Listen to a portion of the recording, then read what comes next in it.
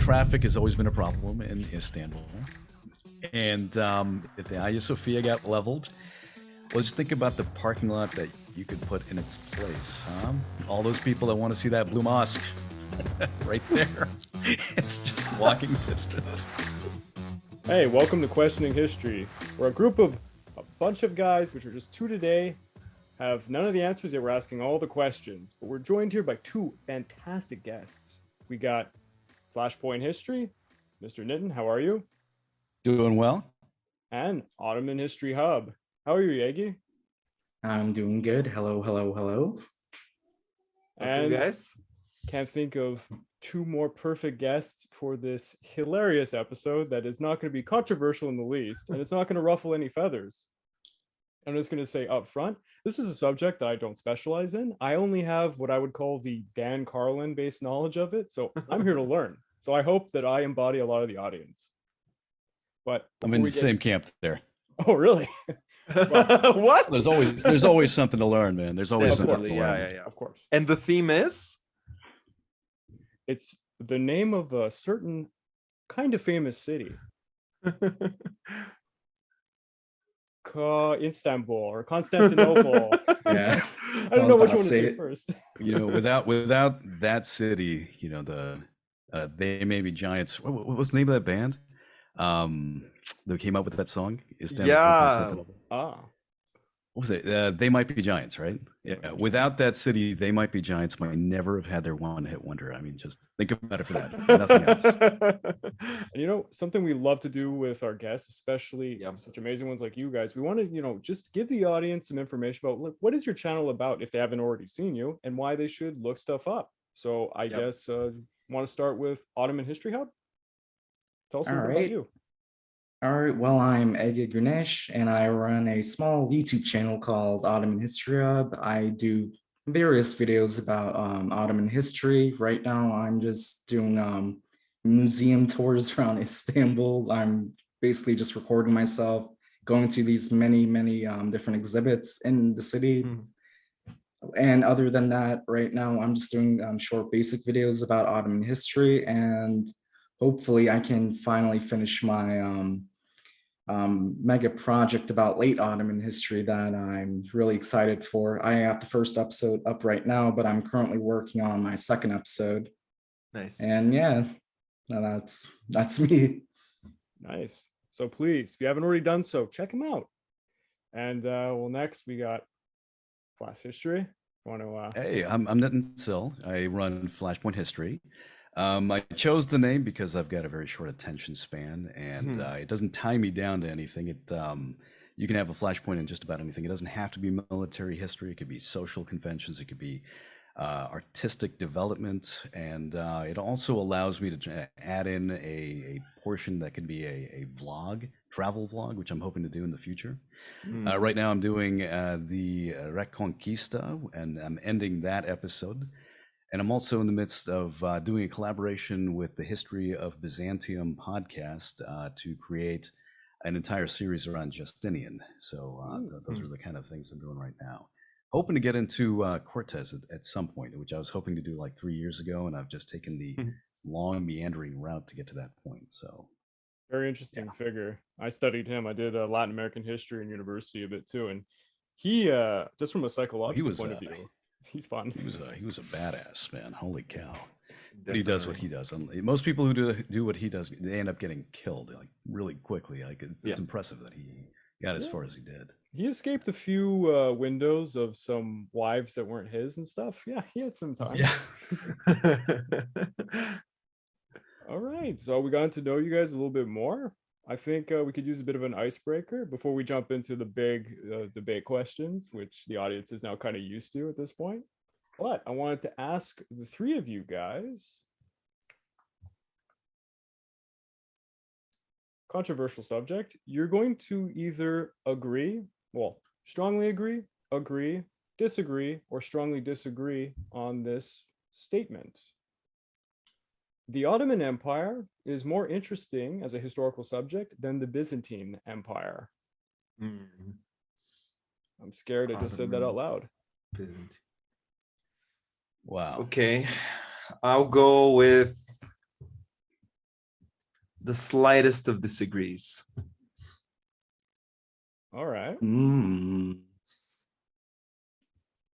Ottoman he's history hub. Eggy's already he's ready to just dig into this. Come on, man, do it. All right. I definitely I can already tell what you're going to it's more say. So interesting. bring it on. What's your stance, Ege? Oh, I said I totally agree that Ottoman history So is you're a more interesting strongly agree. than Byzantine history. Yeah. Okay. We already have two camps. I'm gonna have to say I'm gonna take the devil's advocate on this thing. I strongly disagree. I think that Wow. Byzantine history blows Ottoman history out of the water. And it's not just because my knowledge about the Ottoman history is very limited. I mean, I'm sure you can run circles around me on this, and the fact that I basically got done doing a whole series on it. But I find the idea of this creation of this empire that lasted for 1,000 years to be so impressive. And yes, I will give it to you. I mean, the Ottomans they emerged kind of like the Romans in this patchwork of city-states that managed to consolidate and make an empire that would challenge Europe. And it also had its high points and its low points, and it lasted through ages of technology to the First World War. But man, the Byzantine Empire, it's just, you have all these families that are contesting for different things. It's about murder and backstabbing. It's about confronting the entire world. It was once the envy of every civilization, and it kind of fell slowly into the swan song years. And at the end, it went out with a bang. Yeah, it did. It sure did. I think literally. I love that these are our stances, because I think it sets up the podcast very well. I know both moderately well. I know more about the Eastern Roman Empire. Obviously, maybe that's the reason why this is my stance. If the question was phrased in a different way, as in which was more impactful or influential, which was better, which had better navy or better army, maybe I wouldn't be thinking this. But in terms of interesting, the reason why I'm going with the Byzantines, and just to be clear, I think both of these empires are on my top 5, maybe even top 3. I think they have some of the best stories out there. But where the difference for me is made by the span, not purely in years, but because the Byzantines have such a strong connection with the ancient world, even if you don't count Rome, even if you're just looking at the Eastern Roman Empire, they have such a strong connection to the Eastern world. They were constantly fanatical about their interest towards the classics. They all the the entire aristocracy was reading stuff like the Iliad, and was reading about Alexander and Caesar, and were trying to emulate them. They were living in this city filled with its statues, and throughout their existence, they touched with so many different cultures. They adopted some. They flipped others. They fought and lost or won against others. And if you decide to study the Eastern Roman Empire, you will end up studying a vast chunk, a very interesting chunk of human history. The Ottomans, going out with a bang, starting off as explosive as they also ended, filled with personalities, stories, arcs, ups and downs, and conflicts, declines and huge rises and comebacks. It's got it all. But to me, the difference is made based on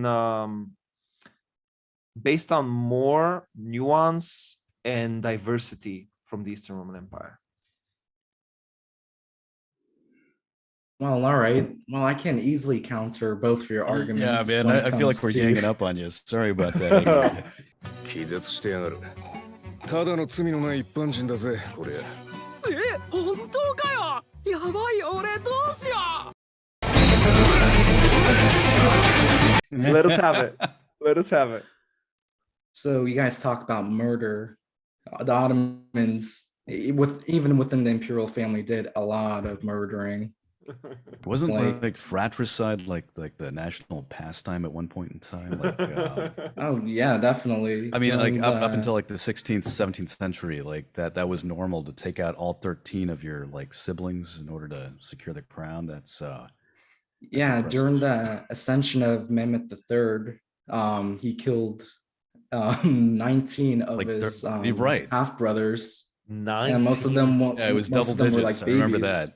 Yeah, And I mean, that's cold. That's so cold. That's man. cold. You know, after the first 8, you get pretty used to it, I guess. That's a really weird family Yeah. reunion, though.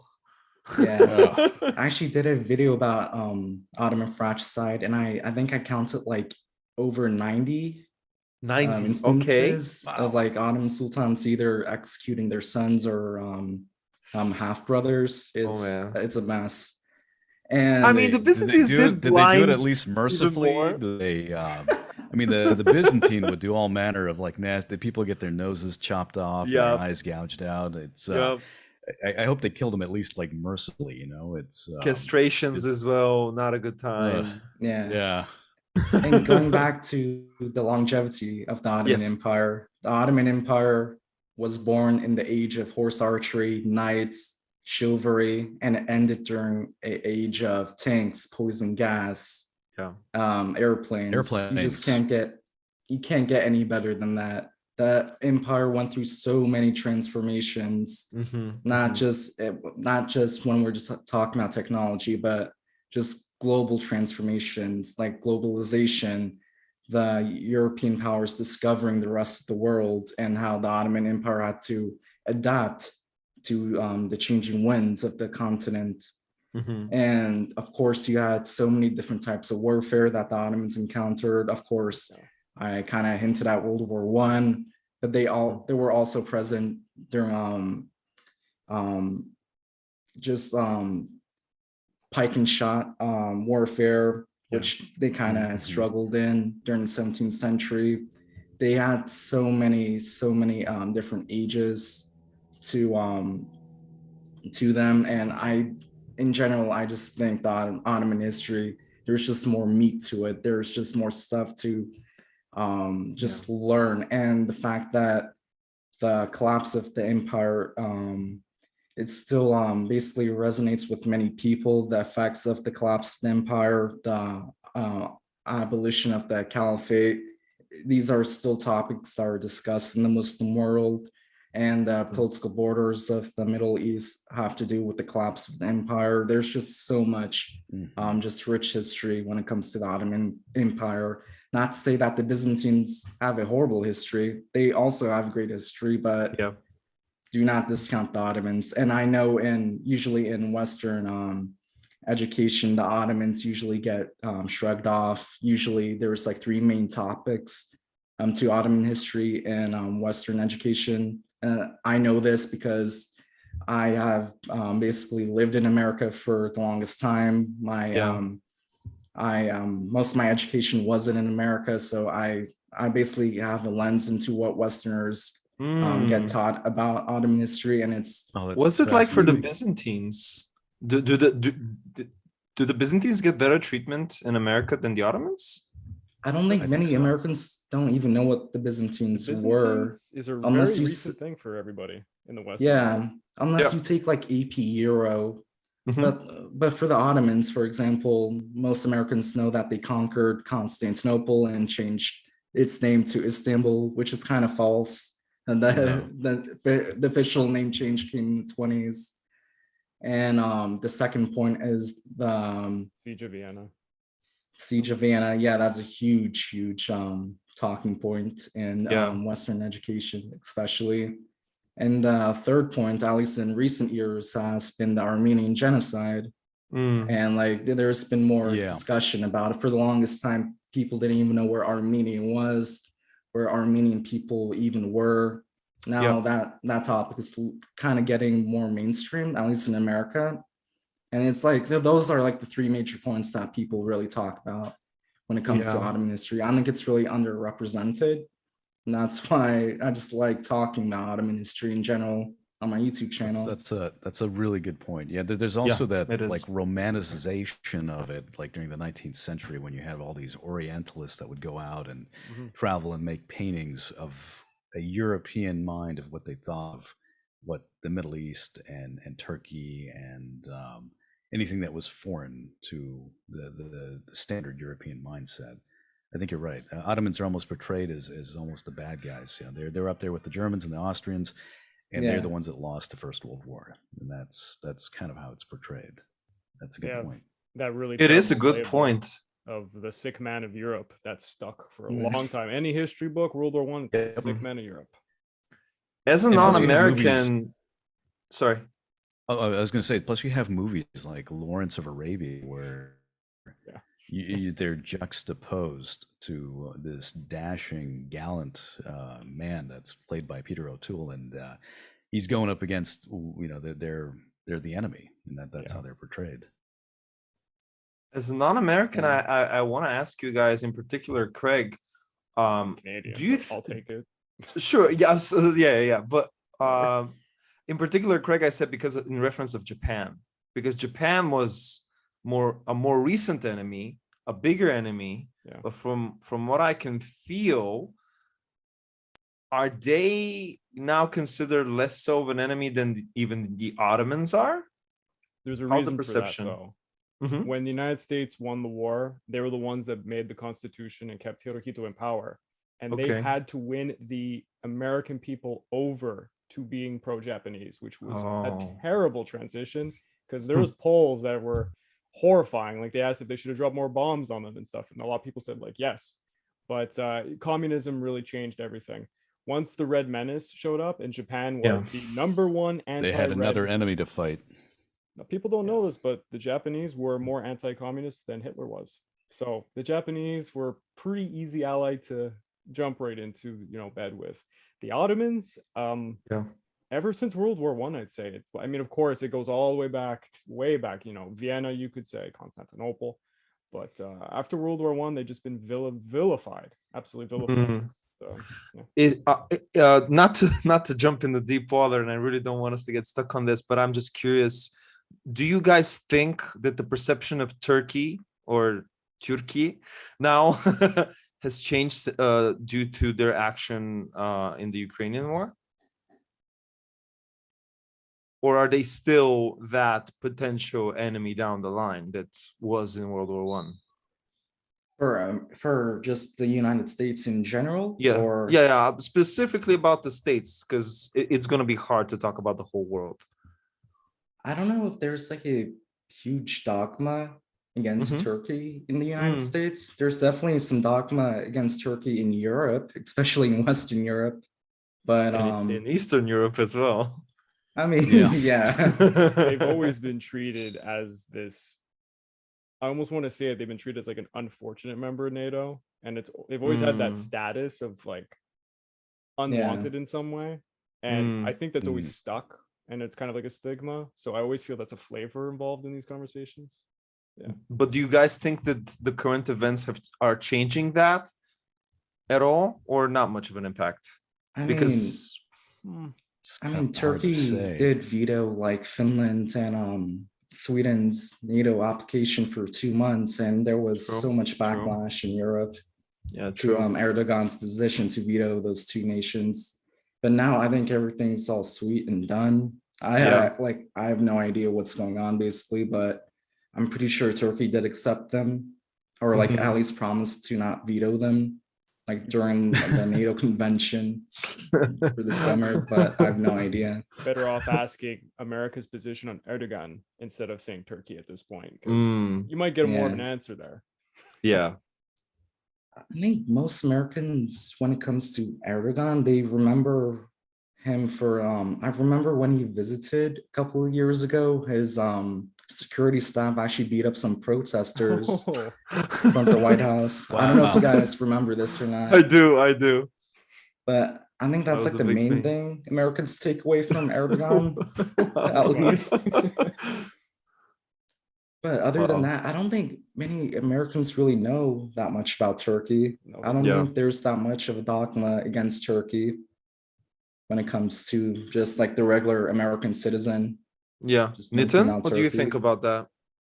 Well, I think that Americans have this kind of notion that we're number one and everybody else is like whatever. It's I don't want to like dog Americans, but I heard a statistic that only like maybe a third of Americans actually even have a U.S. passport. Like they Probably just less. don't have any desire to travel. And of that third, the vast majority of it only use it to travel either to Canada or Mexico in order to procure like medication. and that's, I mean, that's kind of sad. Yeah. So when you ask about, what most Americans think about Turkey, a lot of them are kind of led by what they hear in media. And they just kind of fall in line. And unfortunately, media is also now so polarized here. And again, I don't want to go too much into politics, but it's just one of those sad state of affairs that the majority of Americans are just going to follow along with whatever kind of political thing they back up, and they'll adhere to whatever somebody is telling them. Yeah. And there's not much individual thought. Like the conversation that we're having right here, right now. I don't know if most Americans could follow along. I do get that. Yeah. Maybe it really depends on the take. If the media focuses just very much on the drones in one aspect and paints it in a good light, maybe that's what they'll believe. But if a different media is talking about the veto or something else, or the beating ups and trying to simplify things, maybe that's what will follow. And at the end of the day, there's so much information out there. People, I don't blame a lot of people for being misinformed or uninformed, because you can't keep track of everything. And especially these, I mean, Turkey for someone in America might seem like a subject that's not the thing I'm going to spend so much of my time on. What do I need to know? This fact? Okay, I'll take it. And that's what I know. Right. But yeah, context is important. Yeah. Much what they do. But to bring it back to Istanbul and Constantinople. Oh, good segue into the first question. Okay. Let's go with the first question. I honestly, I can't even imagine what your answers are going to be to this one. So just to give the audience a quick rundown, we've done this plenty of times. Everyone gets 90 seconds to make their point, and then they get 60 seconds to beat the hell out of the other guys. And the first question today is, what is the best name for the city, but you can't use Istanbul or Constantinople? There's a lot to choose from. Say that one more time. Sorry, you kind of cut out. My internet's still doing its thing. Oh, sorry. Okay. What is the best name for the city, but you can't use Istanbul or Constantinople? Oh, okay. And I have almost no knowledge in this subject, and I can't even think of one. Oh, except for that Russian term for it. Oh, yeah.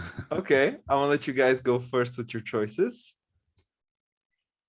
So a name for the city that we can't use the standard names. I would go with the city of the world's desire. Okay.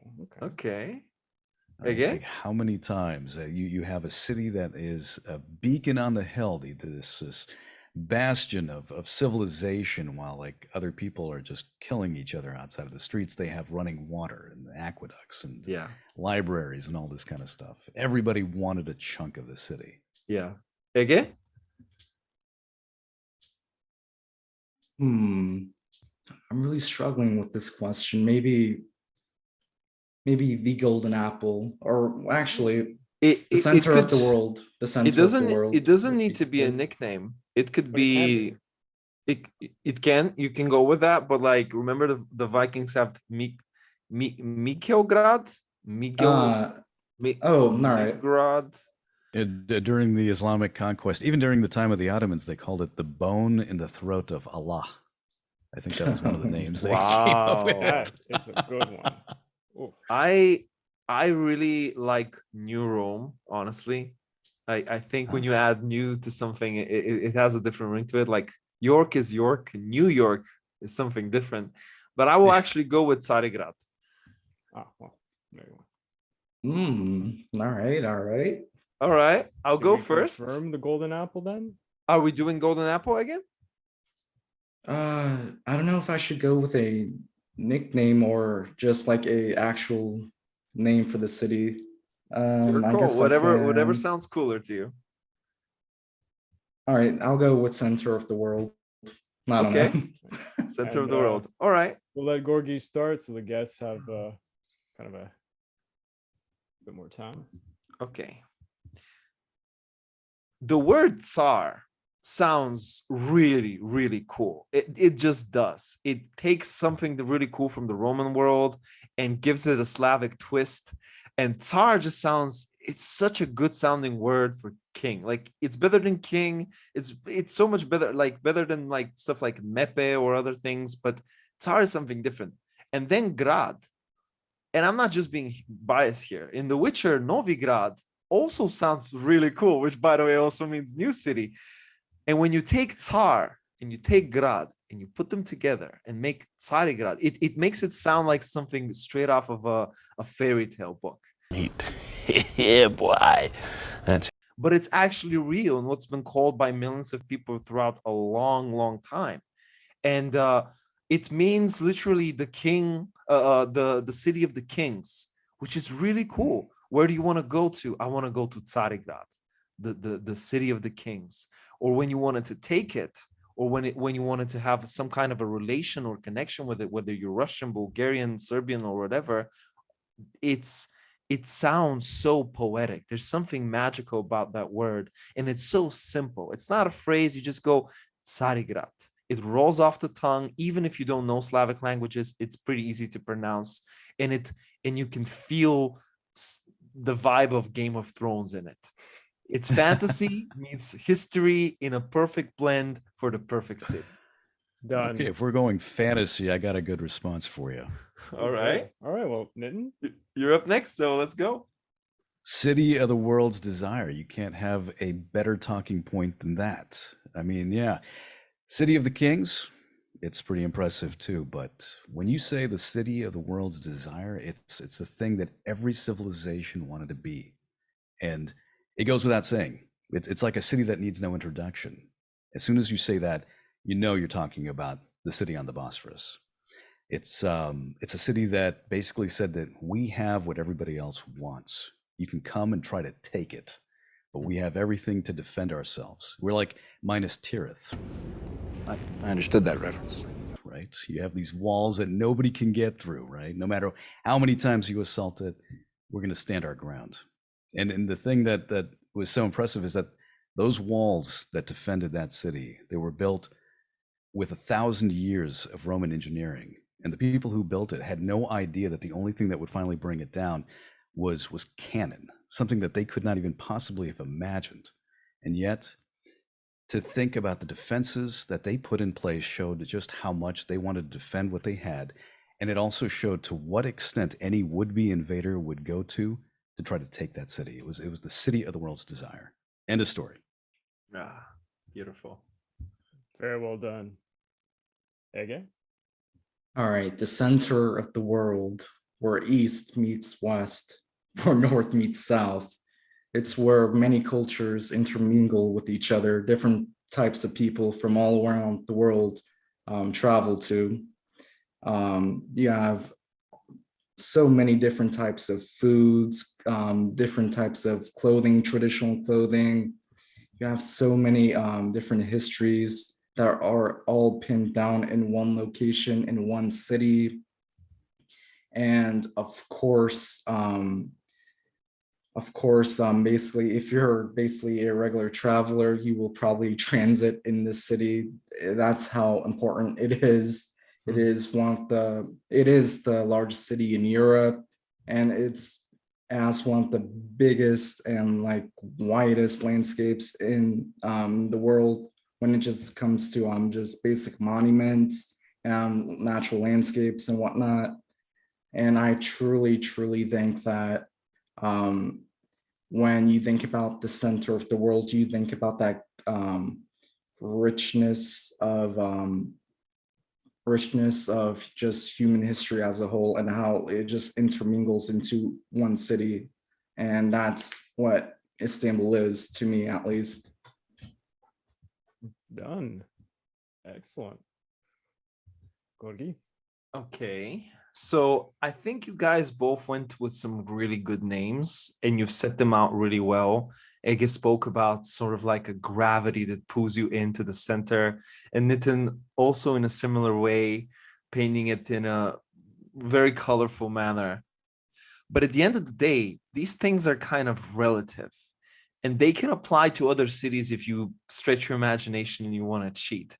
I don't think that people, let's say in England, had that much interest in that city. They were more interested in even places like India. For Spain, for Portugal, for France, was that the city of the world's desire? No. Was that the city, the center of the world? No. It depends. It very much depends on the culture and whether this city actually is connected to those places to make it the world's desire. I think that Tsarigrad just sounds something that you can. It's like it's also cultural, but how does it sound? Does it describe it well? The city of kings. I'm done. Yep. Oh fuck. All right. I needed one more sentence in, but all right. Destroy him, Nitin. Well, you know, if you're talking about culture, you're using a very specific name that only a couple of people would actually even know. So I'll put it that way. Eastern Europeans, sure, they would know it. But outside of that, if you were to use grad at the end of it, would somebody in Cordoba know what you're talking about? Heck no. Come on. That's a completely cultural thing. So you can defeat yourself with your own argument on that. And Ege? No, All right. you have to counter Ege as well. Nitin? Well, I would say the center of the world. To be honest, when I hear that, I think of Jerusalem. I think of that map with the three little leaflets and center of it. That's and maybe I'm thinking about this because I'm approaching it from the medieval standpoint, the Renaissance standpoint, and there Jerusalem was everything. This is the Crusader standpoint. Done. But later, I guess it changes. Then at that point, yeah. All Finish right. us off, Ege. My counter for Nitin would be that maybe the Istanbul being the desire, the world's desire, is maybe a little bit too Eurocentric. Like, would a person from Indonesia really say that, or like a person from China? Maybe it's just one of those nicknames that got tossed around in Middle Eastern and just European cultures.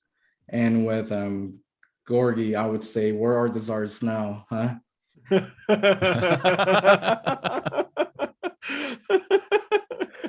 I am the Tsar now. Yeah, they didn't do well after First World War, man. Oh, no. 1917. It was a bad Yeah, ending. that was a bad year for them. Yeah.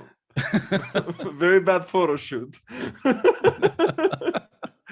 Oh, damn. There, it's done there. Wow, Eggy, way to come back, man. Nice response. Yeah, really good one. Really good. Oof, when he started to go in about the East and how it's a Russian term, I'm like, oh, it's only the Slavs that would know that. That really got you there. Yeah, fuck. Yeah, I should have spent more time talking about the city of King, but you got me there. Oh, okay. We can jump right into the second question. It's All right. It's probably my favorite out of them. Ooh. And I think it's what I think a lot of people are looking for this one. What was the most exciting siege in the city's history? Oh boy. We'll allow So many. someone to choose first, because I guess I can Yeah. already tell who's gonna. So one above all else they want to take. I'm gonna give you guys first pick here. I mean, I don't want to jump to 1453. That's too easy, and it's the end of the empire. Yes, it was the most dramatic, but Hold on, save it. I would say the 717 siege, 717 siege. Okay. And the reason I used that, it was Leo the Third that I think was the emperor at the time, and Yep. he was facing all. Hold on. adversity. Let us choose first, and we can go. Oh, into okay. it. Sorry. Go ahead. Yeah, Ege. I might just cop it out and say the 1453 siege. All right, and I'm going with 1204. And there's a trick to this question, as your choices will be distributed randomly. Ray shields. Wait a minute. How did this happen? We're smarter than this. Apparently not. Oh no! So Nitin's getting Okay. 1204. 1453 is going to Georgi, and it was 717. 717.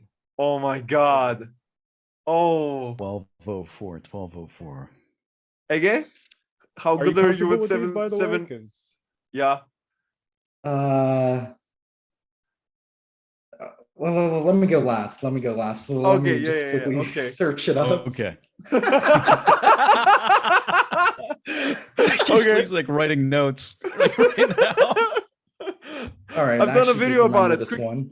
All quick right. mention. Yeah. It's 15 minutes. Just go. Put it on speed 15 and you're good. All right. Nitin, you want to open up, or should we go in reverse chronological order?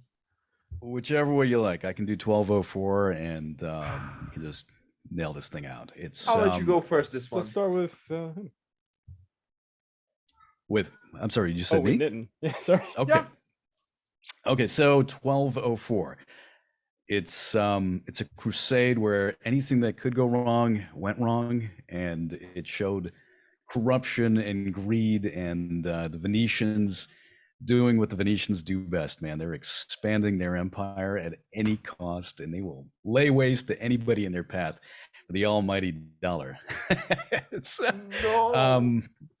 so it's a fascinating tale because the Byzantine, the Eastern Romans had all of the advantages. Their army outnumbered the Crusaders. They weren't as good as the Crusaders. They weren't as desperate as the Crusaders, because the Crusaders were kind of like Cortez. They were either going to like win or die, and they had this whole put the young prince Alexius back on the throne. I think it was a fascinating siege because of what the Venetians did in order to take the city. They had to come up with a plan that basically they took ships and they had to build these like elaborate construction in order to get over the walls. And once they landed inside of the walls, they held on as tenaciously as they possibly could. In the end, it wasn't a matter of troops. It is what they did with the siege itself. They set fire to everything, and then the people of the city just had enough. And it was one emperor leaving the city after the other. It was 3 emperors that abandoned the city. Oh, yeah. All right.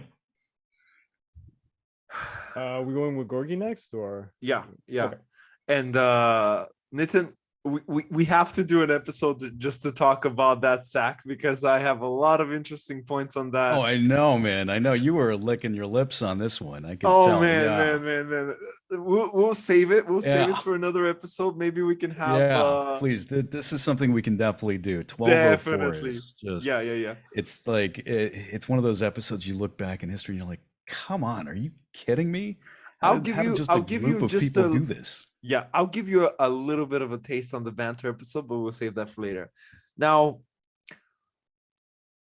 the fall of Constantinople is easily the best story here of the 3. Why? Because it is this culmination of the gunpowder age, of Ottoman expansion and desire, and also culmination of Byzantine stupidity and that spiral finally going to that crescendo style of going out with a bang ending. You had a great speech. You had a great emperor who tried to do a last stand. He went out on his shield.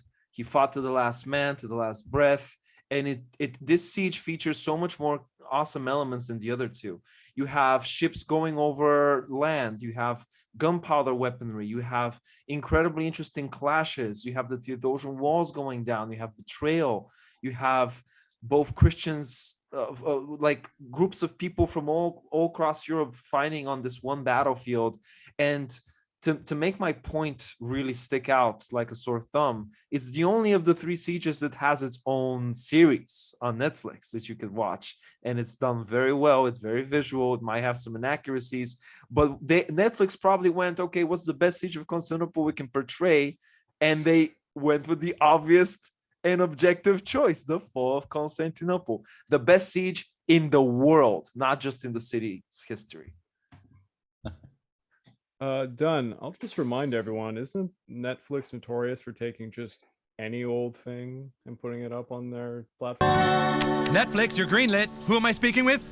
Yes, hello. We have an idea for a show that we think would be great for Netflix. Okay, great. Would you like a pilot or just go straight to an order of 6 episodes? Oh. Whoa! You're taking sides here. Damn. Okay, after you. Oh. All right. The Siege of Constantinople, 1717 to 1718. The siege lasted for an entire year. You have the Umayyads during the beginning of the Islamic Golden Age. You have them building a massive navy and a massive army to besiege the city. And then you have two unlikely allies in the name of the Byzantines and the Bulgarians teaming up against these new Muslim invaders. You have the Byzantines using their Greek fire to just decimate the Muslim fleet. It is basically the climax of the Arab-Byzantine wars during the early Middle Ages. And it is just a wild ride. The entire siege lasted for an entire year. The siege of 1453, I think, lasted for a little over a month. So that's nothing compared to this siege. And yeah, there was famine. There was so much great stuff in the siege overall. And yeah, and at the end of the day, the Bulgarians and the Byzantines dished out the Muslim invaders back to Anatolia, back into Iraq and Syria. And yeah, what a siege. Yeah, it was Excellent. it was a situation where everything that could go wrong went wrong. Yeah. Well, Basically the siege of King's Landing, but in real life. back to the fantasy terms. Well, Bitten, please destroy him. So 1717 was, from a siege perspective, it was something where they should have won hands down, and they were tricked out of everything. This siege was an example of what not to do in every way, shape, and form. 1453, on the other hand, it was one of these things where it was basically a city-state. And to be honest with you, it was surprising that the Byzantine Empire had lasted as long as it did. It was on its last leg. You literally walked out of the city of Constantinople and you were now exiting the empire. Of course they were going to lose. This is one of those things where you could tell what was going to happen way ahead of time. 1204, on the other hand, on paper, there's no way in hell that the Crusaders should have taken the city, and they did. That's impressive. Done. All right. Georgi?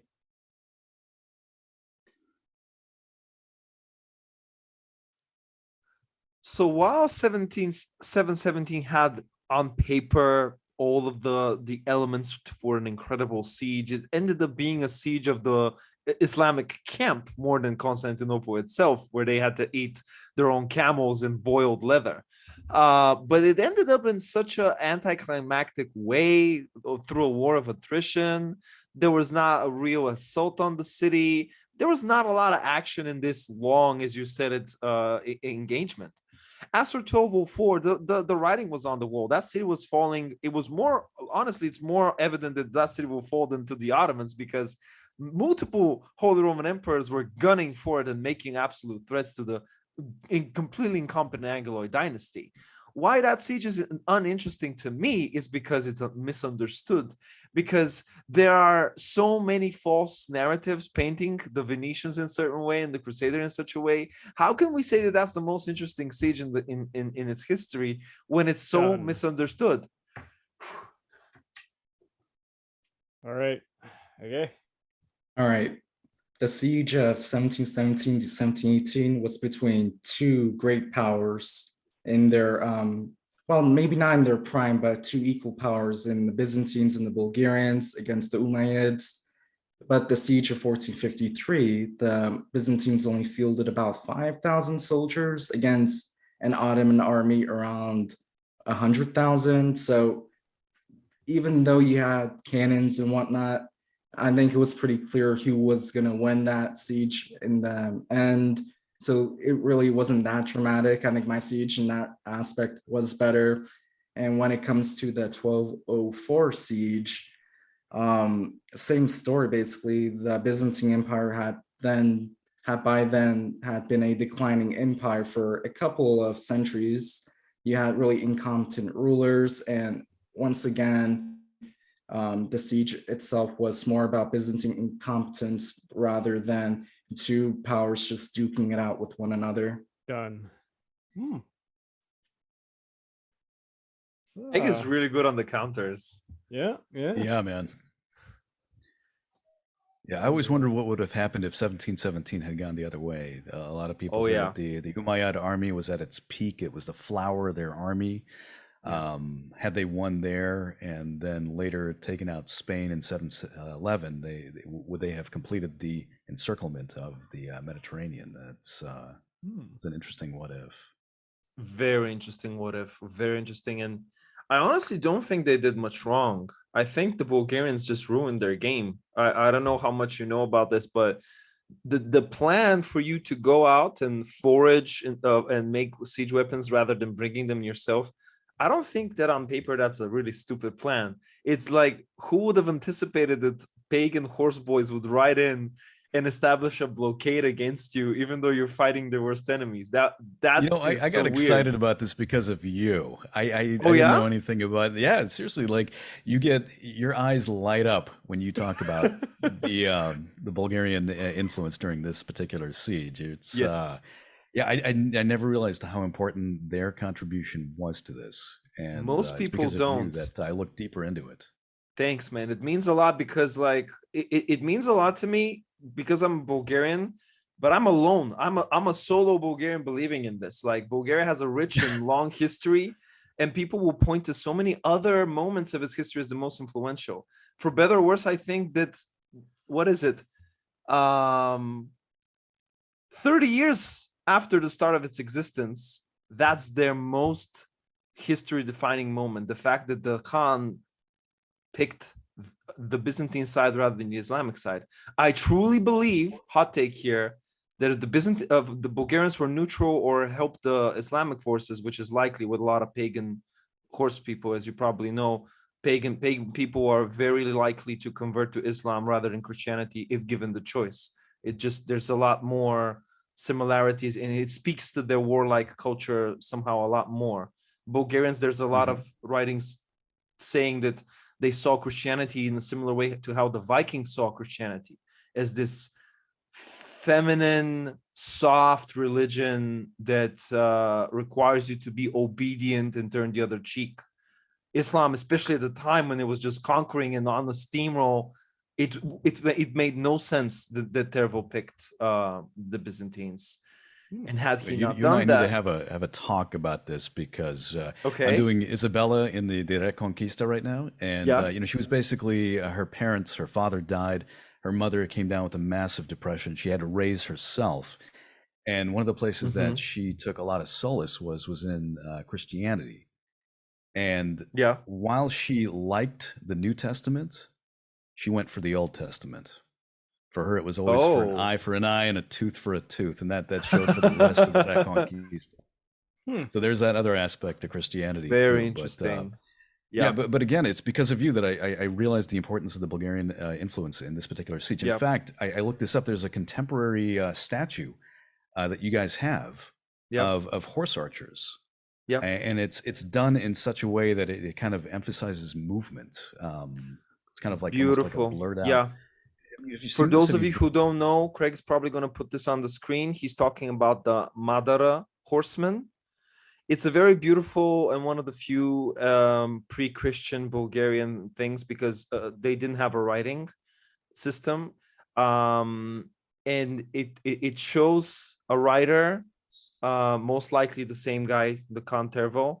And what I always liked about this is the inclusion of the dog. Like almost all nomadic cultures Yeah, really that's right, love there's a dogs. dog. They love the good boys, and it really speaks to the roots of human civilization. It's like dogs were such a big part of humanity, but I feel like they were a really big part of nomadic cultures. Well, that goes up particular. into the present day. With the big exception of the Mongols. You got people that go into battle now, and they have dogs that follow them in too. You know? Yes, full circle. Absolutely. But before we go into more rabbit holes, Yeah, Craig? I said for the banter, eh? This is gonna Yeah, be a we're good coming banter back to one. this. This is an interesting one. Okay. You must recommend a single landmark for a modern visitor to experience. Which one do you pick? And Of the it city. has to be in the city itself. Could it be Yeah. the surrounding areas, Georgi, or No. in the There's city plenty in the itself? city. Ege, you're there. You're giving museum tours. I'm really Yeah, this is looking kind for of- I know, your man. You got answer. the advantage on You're us on going this one. first. Here. It's like, oh yeah, this is a Tuesday for me. All right. I think I would pick the Dolmabahce Palace in the Beşiktaş district of Istanbul. That's definitely the one landmark anyone should just go to if they only had one choice to go to if they're in Istanbul. Okay. Oh, I know this one. That's the one that's right on the Bosphorus, isn't it? Yeah. It's a hotel now, isn't it? You can like stay there for like 10,000 a night or something.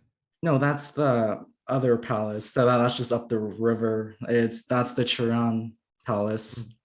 Yeah. And you can do like weddings there too. FYI. Oh, it's Like, beautiful. yeah, I'm looking it up right now. Right, it is. I've seen this from the outside, but I've never been inside. Yeah, it's gorgeous. Really I'm gonna go remarkable with the inside. Blue Mosque, honestly. The Blue Mosque. All right.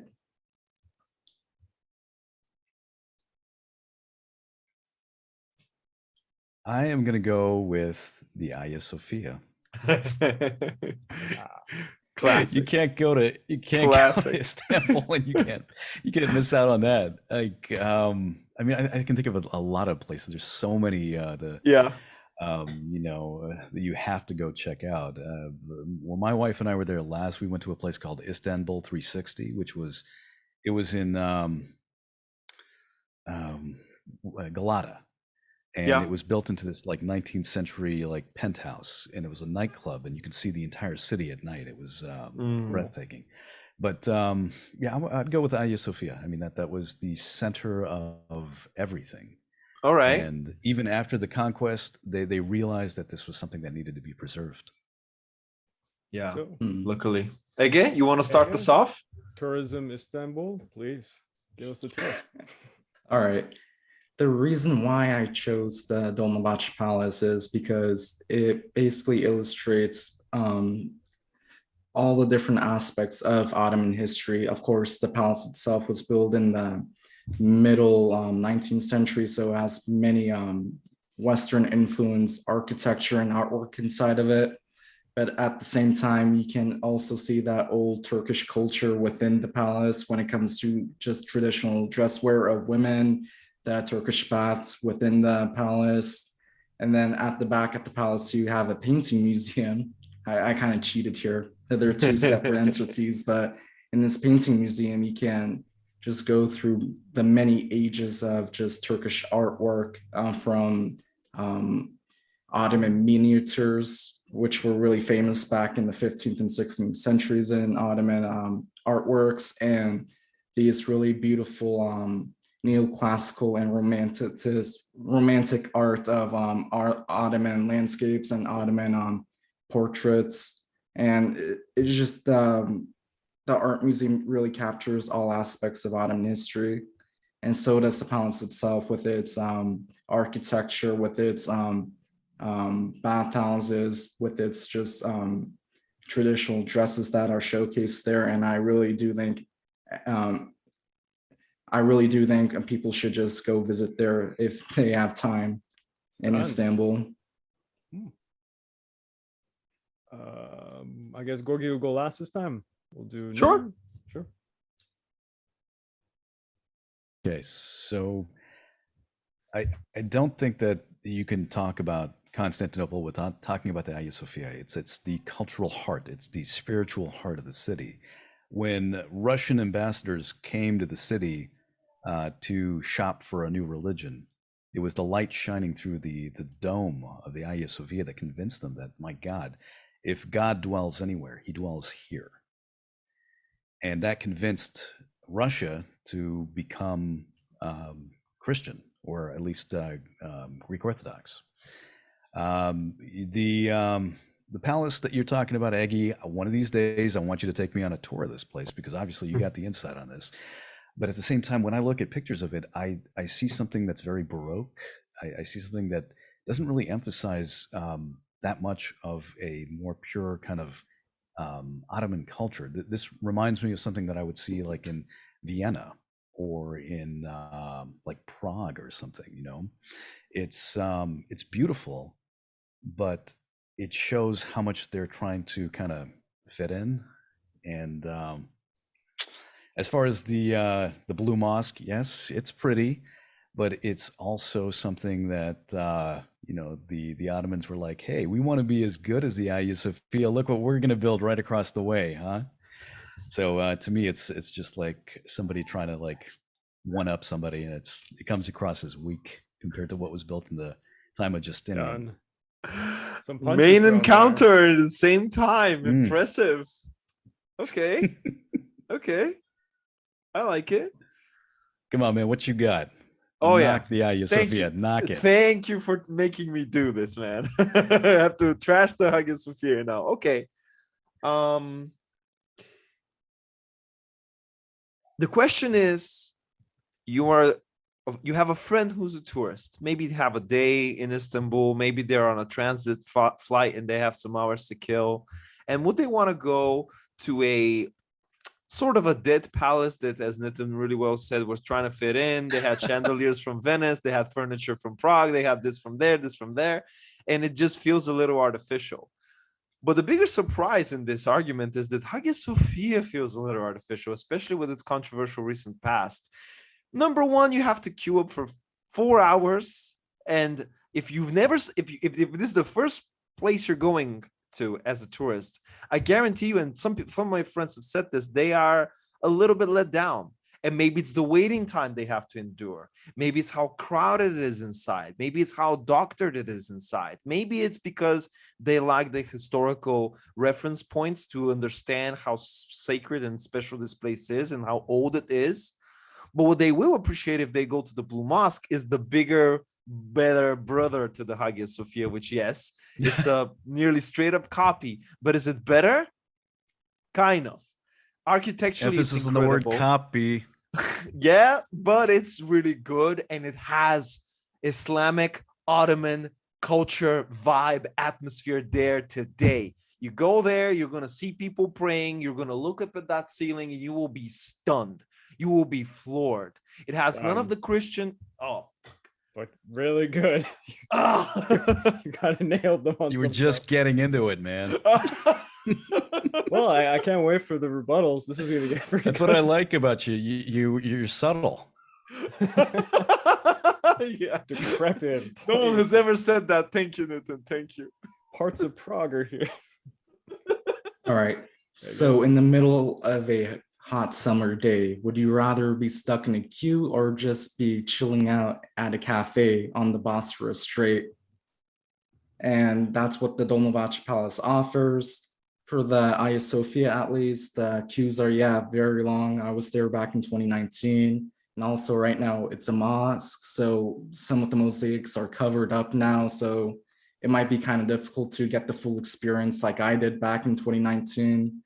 And with the Blue Mosque, it is a really impressive work of Ottoman architecture, but at the end of the day, it's just another mosque. There are so many other mosques in Istanbul, but the Dolmabahce Palace, that's the main palace that you want to go to in Istanbul. You will not. You will not. The heaters are made out of gold. The rugs are so beautiful. And at the end of the day, you can go to that cafe outside, drink your Turkish coffee, just relax with your friend. And yeah. Done. Had me a Turkish coffee. Yeah. You don't drink it, you chew it. It depends where you get it from. Yeah. But All right. Little, let us have it. 60 seconds to rip them apart.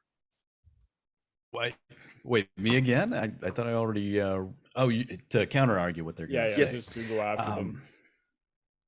So, like I said before, I think that if you are into looking for Baroque kind of an experience, and you want to go check out, have yourself a coffee on the Bosphorus, there are lots of cool places along the way.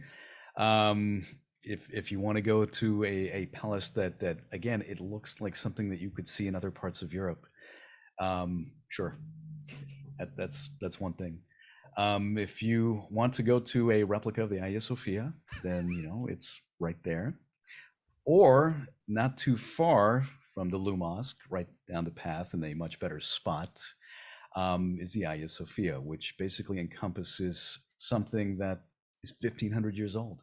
I mean, that's incredible. And it was built when concepts of architecture and design were so far ahead of their time. To think that they could have done that in the 6th century is just absolutely impressive. It is a place that you cannot miss.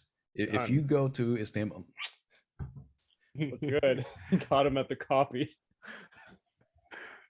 All right, I would like to preference that I did go to the Blue Mosque back in 2019, and it was a gorgeous, gorgeous place. I would also recommend you to go there. I know. I mean, it's another place you can't miss out on. Our hotel was a block away from the Blue Mosque, and every night we go up to the rooftop deck and just have a glass of wine and watch that thing. It's just absolutely impressive. Yeah. Well, to help with my counter that these guys already opened, yes, it is absolutely impressive. It is not just a copy. The way it's designed, the atmosphere that it carries. I mean, it's filled with cats in the city, and you need to wait only no more than 30 minutes to enter it. The palace, from what I remember, is pretty far from the center, and it may not be an easy destination to go to. Maybe that's probably the reason Nitin still hasn't went to it. But even if you go to that palace, it's just opulence, golden radiators, huge rugs, huge chandeliers, and you end up thinking to yourself, why didn't these guys just invest this money into not being the sick man of Europe? And there's I know there's several of them in the same city. At least in England, people had the thought of being or in France, okay, let's build a huge palace, but let's not put it right in the center where everyone can see how greedy we are. The Blue Mosque is just, you have spiritualism, you have architecture, you have vibes, you have smaller waiting time. Woo. And Georgi is no longer invited to Istanbul. Oh man, there goes all my cred for the Eastern Roman Empire and Justinian. Yeah, man, that was a really good one. But Malay shared a little video when he visited, I think, the Blue Mosque on one of the Discord chats. It looks absolutely gorgeous. It's insane, and it I remember my first time going there was one of the first times going outside the country, and I was prepped up. I remember I had the whole Assassin's Creed Revelation soundtrack ready to go because it has several tracks connected to the Hagia Sophia. Don't chew my microphone. What? And I was in there, I was listening to the soundtrack, highly recommend that experience. And I was just in awe. And it was a transcendent experience. And then I was I left Hagia Sophia and I went, I guess the Blue Mosque is right there. I will go check it out. And it's that element where you're not expecting it to be that good. And you go there, it floors you. It's very, very beautiful. And it would be tragic if it was destroyed. And that's the next question. All of the picks that you picked, please explain to me why your pick would be the least tragic if it was destroyed. Who came up with these questions? I wonder who came up with the questions, Georgi. So just to emphasize, you're saying that our picks get nuked. And we need to argue Okay, why well, that that's would not be the extreme. biggest tragedy. It Mongolians show up and they Okay. wreck it down. We'll say Yeah. something less intense. If the citizens of Istanbul didn't surrender, because if they did, they wouldn't have. Okay. Do you want to go in the same order? Let's reverse the order. Reverse it. Okay. Yeah. Georgi. Okay.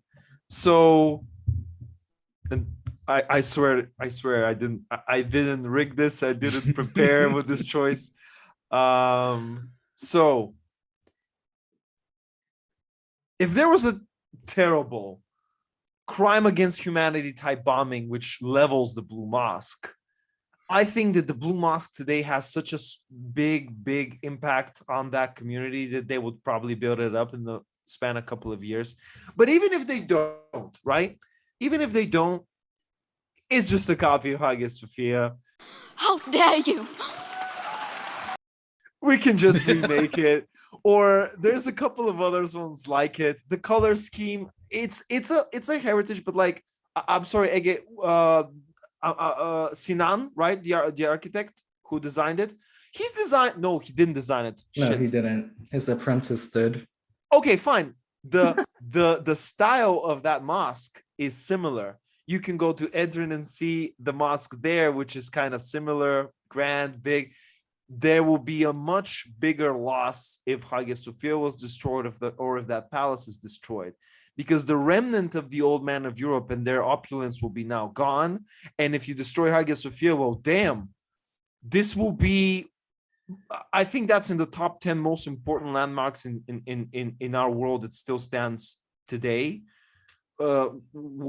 I think it rates higher than the Colosseum. If the Colosseum gets nuked, it wouldn't be that much of a tragedy. Hagia Sophia needs to survive for 500 more years, man, because it's made it this far. It needs to hit the second millennium. If that place gets destroyed, like I remember how personally affected I was when Notre Dame burned down. Done. Oh, And that was really tragic. Yeah. very. Oh, so reverse Are order. they thinking about putting in a glass roof on the Notre Dame? I think they are. Have you seen the plans for that? I was like, what? Yeah. They want to put in a sunroof. I was like, I don't know. Well, Which is weird for France. They really like what you call it, to look like it did. yeah, that's true. Yeah. They like to keep it as. They have a big thing for that. Well, Min, I guess you can now crush what you picked. Okay, so traffic has always been a problem in Istanbul, and if the Hagia Sophia got leveled, well, just think about the parking lot that you could put in its place, huh? All those people that want to see that Blue Mosque, right there. It's just walking distance. They could even charge. You could build one of those gaudy multi-level parking garages. Think about it. I can't do this. This is impossible. So I mute myself and laugh. A parking lot. No. I think they should do a mall. God, yeah. Let's put in a gaudy Walmart, and you lost your spiritual center. You've lost the most impressive building in all of Istanbul. But hey, think about the deals that you can save on. Huh? Real estate. You can buy socks. They can probably have Hagia Sophia images on the socks and Hagia Sophia souvenirs. Wow, I think we're onto a winner. This is the best that can possibly come out of that. You can buy yourself socks with the Hagia Sophia written on it, and then go visit the Blue Mosque right next door. Oh man. I don't I don't know. Yeah, Sophia is gone, but the gift shop is still there. That's right. Destruction to Hagia Sophia would be a loss not just to Istanbul, it'd be a loss to humanity. It'd be a loss to the world. I can't defend that point. Again, please destroy what you built up. $1.9 billion gone in a moment's flash. Wait, that's Hagia Sophia's revenue? No, that's how much Dolmabahce cost to build back in the day. Oh man. Yeah, that's the moolah right there. I think that's like 5.5 million Ottoman gold lira. Wow. Yeah. Thank you. I'll definitely use that in the counter. Go on. Wait, so am I basically saying what I would build? What you No, would no, no, build. no, no, no, no. You're Instead of saying it? that if your palace was destroyed for whatever reason, it wouldn't be that Alright. much of a loss compared to the other two. Belittle it. Say it Oh, was alright. insignificant. I You have to mean, find another place to find coffee. In I Istanbul. mean, Gonna be hard in Istanbul. all right. Well, in a tragic event, if Dolmabahce Palace was demolished, there is another palace 15 minutes away on foot that you could go to called the Turan Palace. It might be a tad bit smaller, but it is still grand. It hosted a Ottoman Sultan during the 1860s. It is still magnificent right there. So even if the Dolmabahce Palace was destroyed, it wouldn't be that much of a big loss. You have another really grandiose palace nearby to take its spot. Fair enough. Travel Istanbul is not going to be happy with any of us. So, Okay. if you want to destroy the destruction of their yeah. Okay, so let's start with the Dolmabahce Palace. You're talking about a loss of what, like 5 million Turkish golden lira? You know this is the biggest loss. If hypothetically, which of these would be the hardest and most expensive to rebuild the way it was? The palace, easy hands down, because of all the materials that you have, which probably can't even get built. At least the Blue Mosque in Hagia Sophia, it's mostly structural stuff. There's not a lot of things in there that can be that's going to be difficult to replicate, right? It's mostly structure. As for the Hagia Sophia itself, I mean, no parking lots, really? No way. That's It would solve a lot of parking problems, and it could sell a lot of versatile solutions to modern living. Huh? If we turned it into a mall, Hagia Sophia, think about it. I'll say this. Let me think. Is there a structure in the world that would suck more for it being destroyed? What do I put second or first above it? Something in Rome. I'm going to Rome this year, and there's probably something even better than Rome. But to me, Hagia Sophia is like, it's more than a building. It speaks about the nature of the human soul, your desire to go beyond what's possible, to reach towards the heavens. And even if it fails and the roof falls from an earthquake, you go back up there and you rebuild that bitch, and you just go, no, I'll do this.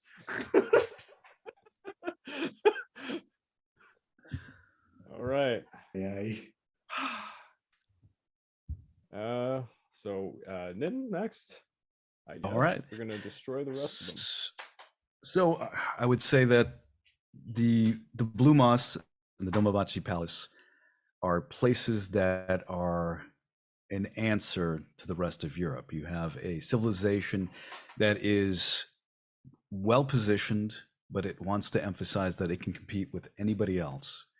And especially in times with the Dolmabahce Palace, where you have European powers that are doing basically whatever they want to do with the rest of the earth. This is a statement that's saying that, we are just as good as anybody else. And the same thing applies with the Blue Mosque. You have something where you take an entire civilization's focus and you build a building out of it. How many times in history do we have that come, where you can walk away from something and be like, this was the pinnacle of our achievement at that time? So Hagia Sophia, still pretty impressive, but I would say that it would be a terrible loss if both of the other buildings were taken out.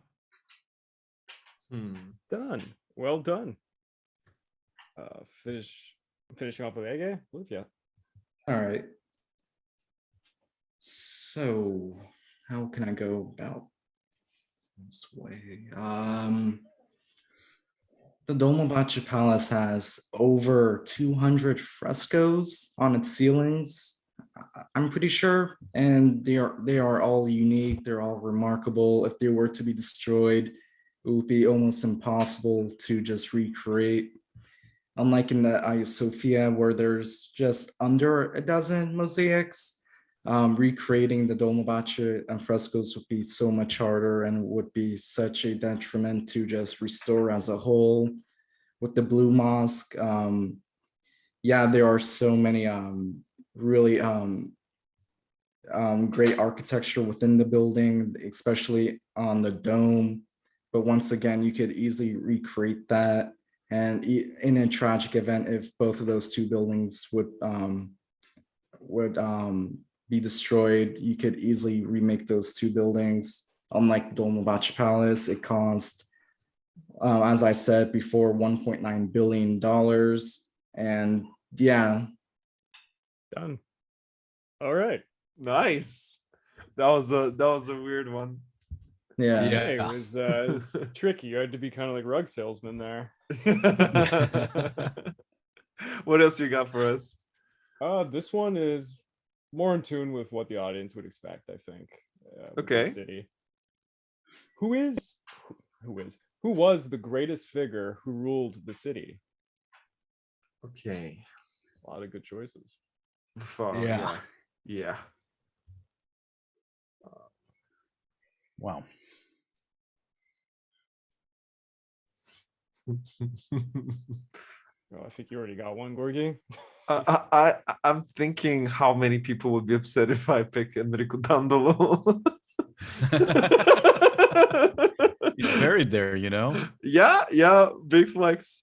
There's a nice little spot for him in the Hagia Sophia. He's got to be good, right? Yeah. But no, I'm not going him. Greatest figure who ruled the city. I can think of a dozen, like right off the head. Oh, here, I'll just pick an order. Ege, what do you pick?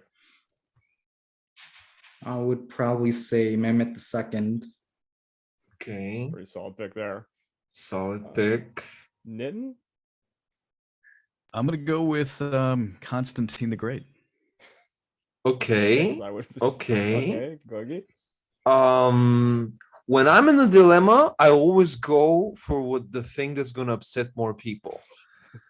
So instead of going Alexios, I'm gonna go Basil the Great, or Basil II, as you know him. You have a real eye for picking out the good rulers of the civilization. Wow, man. Are we going to go? Right. You know, let's go with Basil first then. Okay. Basil the Bulgar Slayer, right? Okay.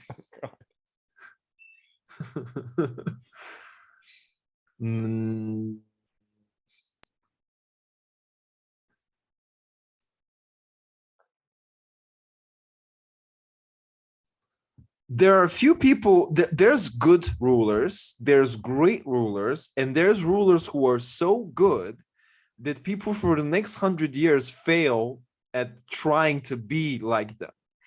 Basil set the standard for what a ruler should be. And everybody tried to emulate him so much that they totally failed and went into these heedless battles where they died because they didn't know how to be like him. Because only one person in the world history knew how to be like Basil, and it was the Bulgar Slayer himself. We're talking about a guy who refused to really wear the robes of the Roman emperor. He was mainly geared up in general gear and soldier gear the whole time because he was campaigning from one place to another. And this guy takes a very unstable empire, fights off so many foes, internal and external, and he wins again and again, but not because he's blessed like Alexander and has a really good army, but because of perseverance. In fact, he narrowly escapes the Battle of Travna with just his horse and a couple of bodyguards, where his whole army gets destroyed. And then he goes back with a vengeance and obliterates Bulgaria and other regions as well. But then he's extremely tolerant, sets up a good administration. So you got military prowess, you got administrative prowess, and finally, to correct Nitin on something, it wasn't just because they looked at the Hagia Sophia and they saw the light. It was a political alliance engineered by Basil himself. And with that one political alliance, the Kievan Rus and the whole of Russia accepted Greek Orthodoxy. So let's give him the U stat of diplomacy as well. Woo! Let's go with Mehmed II. Ege? All right, to start things off with, he was only 21 years old when he conquered the city. That is really, really impressive. And usually in Western education, we tend to think about the 1453 siege as the fall of Constantinople, but many can argue that the siege started the revival of Constantinople during the reign of Mehmed II. During his reign, he rebuilt many infrastructure projects around the city. He also, while during the Middle Ages, the city had been severely depopulated. He got so many people from within Anatolia and the Balkans to resettle in the city itself. He gave incentives for these new families settling in. And he also brought some Jews of Spain to resettle in the city, and that would basically revive the city's economy. And also talking about Mehmed II in general, he is one of the best military tacticians of Ottoman history. He ran a really steady government. When he first conquered Constantinople, he hired the former Byzantine aristocracy to work with him. And there's even a Ottoman Grand Vizier that was part of the Byzantine royal family that served under him. So you can totally see how Mehmed II effectively ruled Istanbul and how he revived the city as a whole to bring it back to its former glory. All right. Then Constantine the Great is somebody that they don't write chapters in a book about. They write books about him, hands down. If he was a person that just established Constantinople as the new capital, there's a whole dichotomy there of what he's done to civilization right then and there. If we talk about how he put Christianity, the fast track of being the official religion of the empire, there's another thing right there. Nobody comes close. He was somebody that knew that there was change that was going to be needed. I think he had some of the foresight to see that where the Roman Empire was going at that time and how something dramatic had to be done.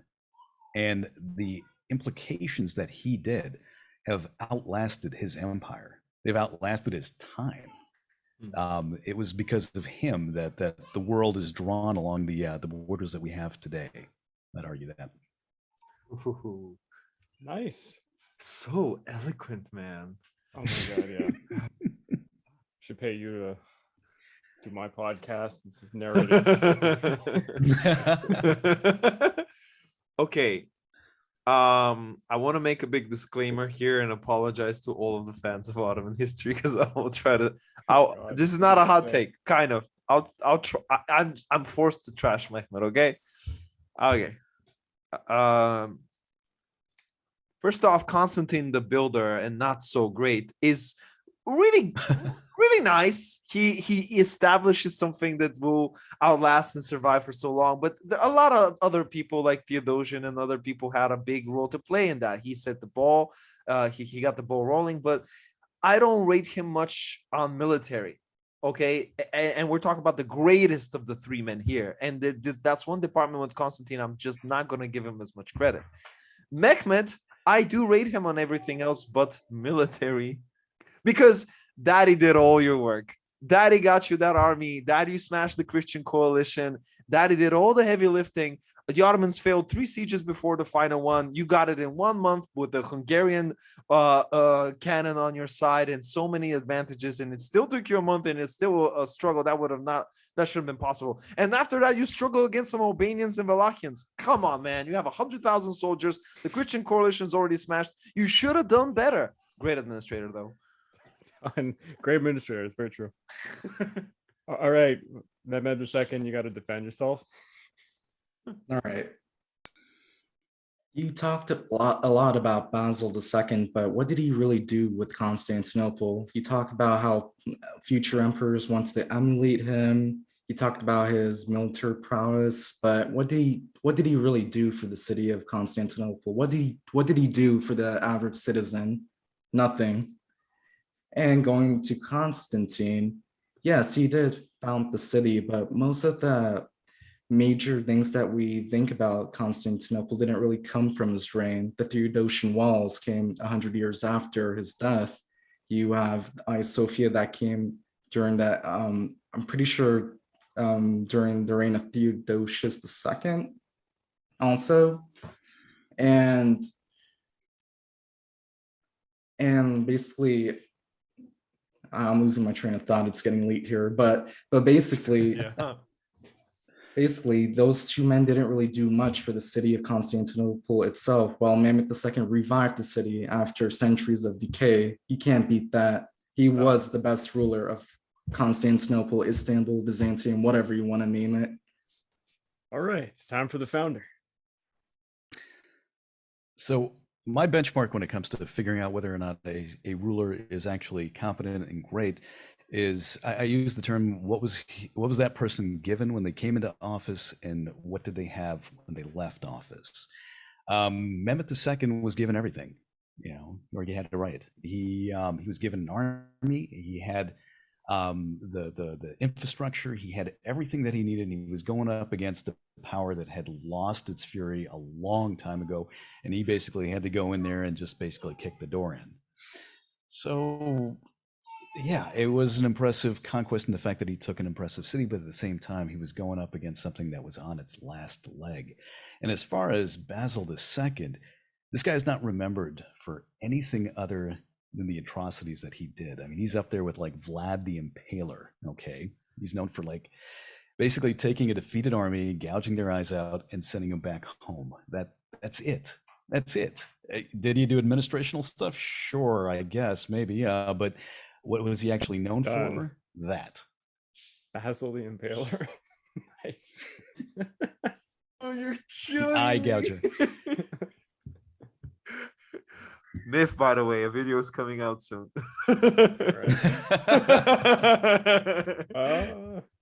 This question I can honestly say I would know nothing about. It's very interesting. Let's see what you guys think. The most badass female role model from the city. Ooh.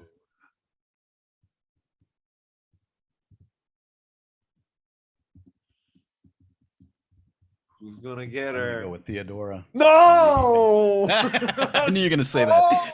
All right, I got mine. God damn it. Okay. Theodora, Ege, what do you got? Kösem Sultan, Georgi, the wife of Ahmet I. Queen Zoe. Queen Zoe. I I'm only not know one of Googling. these. Okay. Well, let's start with Nitin. Theodora was somebody that came from nothing. She was basically a prostitute, a harlot, who just managed to find the right person to shack up with, and kind of went to town. I mean, if you start a story like that, that's something you can sell something to Netflix on. If nothing else. This is a woman who, once she came to power, she would be the power behind the power, so to speak. Justinian and Theodora were, in essence, equals, and she would lay down laws that would help other people that were also in her position. At one point during the Nikai riots, Justinian and his advisors wanted to abandon the city, and it was on her urging that said, you two need to grow a pair and stay here. And it's because of that the empire was preserved at that particular moment. I think that she had a profound influence on his reign, and he went on to becoming one of the greatest emperors in Eastern Roman Empire history. Behind every great man like that, there has to be an impressive woman. Eloquent ending. Ege? Ege? All right. My pick was Kösem Sultan. She is by far the most influential woman from Ottoman history. She, I believe, oversaw the reigns of 6 Ottoman sultans during the 17th century. She was the legal wife of Ahmet I, and 2 of her sons later on would become Ottoman Sultan, Murat IV and Ibrahim the Mad. And during the first 50 years of the 17th century, she would effectively rule the Ottoman state, and she would even become queen regent during the reigns of both of her sons. And she was by far the most influential leader during that time period in Ottoman history. She had the power to appoint grand viziers, Ottoman pashas in the imperial divan. She was wealthy. She built so many charities around the empire. She built mosques in Syria and Anatolia. She is by far the greatest female ruler. Well, not female ruler, but female presence that Istanbul, Constantinople ever saw in its history. Very well done. Georgi?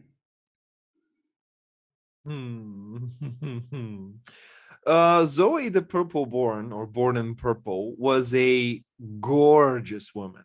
And rather than just being a side chick sitting on the sidelines and not getting involved with anything, she married multiple emperors, killed multiple emperors, and she was a badass bitch who got shit done.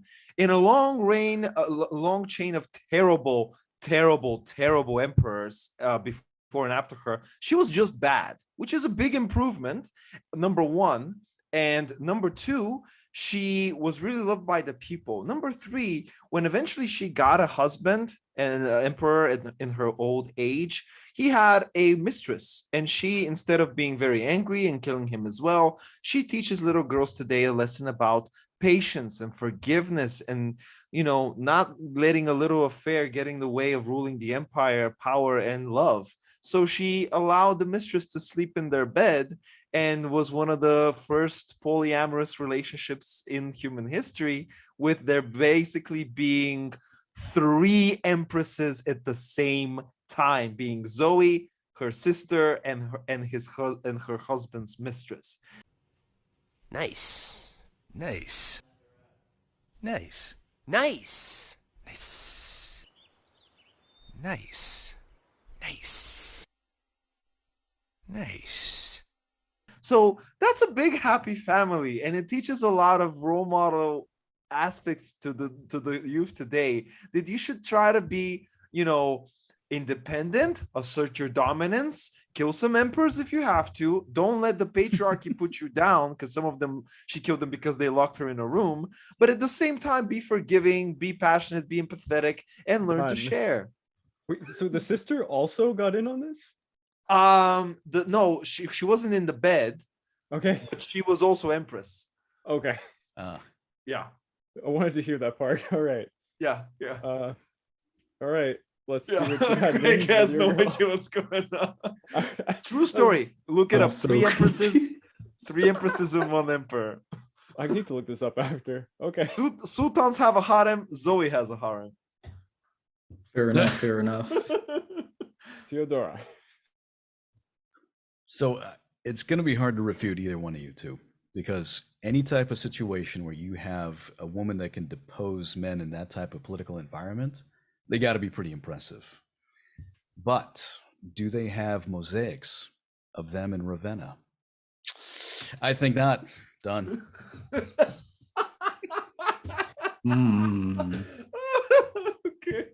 You have the finest endings to your points. That's very good. Ege, what do you got? All right. To counter Theodora, I would say the only reason why she is even remembered is because of her famous husband, Justinian. So really, you can't really say much about her other than that. And when it comes to Zoe, what did she really do with Istanbul? Did she build anything there? Did she provide for the citizens? What did she really do for the Byzantine Empire that Kösem Sultan didn't do for the Ottomans? Kösem Sultan was a queen regent for 2 of her sons and one of her grandsons. What did Zoe do other than just sleeping around and having her own harem? And what did she really do for the city of Constantinople? At the end of the day, this podcast is about the city and not just the empire as a whole. So, mic dropped. Nice. Nice. The counter god. All right. Questions just bad mouthing these poor women. Go for it, Georgi.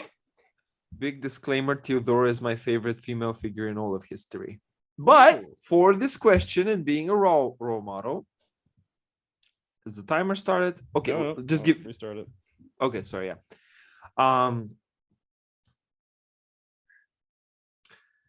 6 sultans, you say? You know what that tells me? It's a woman who just complies and is agreeable and is just under the thumb of the patriarchy. She did a lot. Very charismatic woman, very influential woman, but under 6 sultans, right? And with Theodora, here's my problem with her. Is she the most supportive and loving wife a husband can ever wish for? Yes.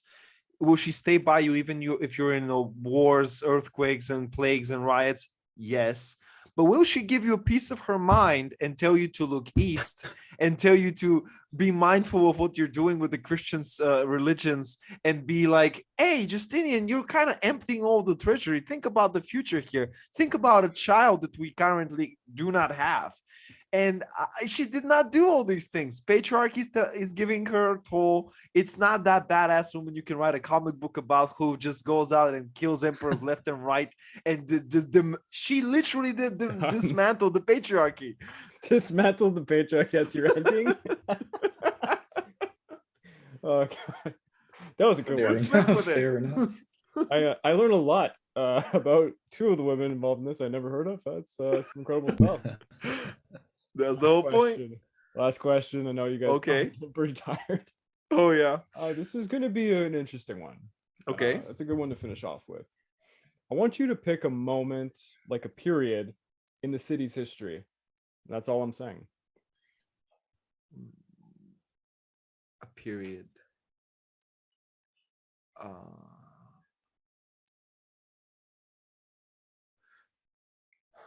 Could it be an what's the era? time constraint on that? When you said a period, is that like a decade or just like one brief shiny moment? I think it's open to interpretation, right? It isn't open to interpretation. I mean, you could pick a grand event that occurred, or we could go with an era. No, we got mine. I'll say the tulip period. Tulip period. Oh. I will let both of you pick one for me, and I'll choose from the 2.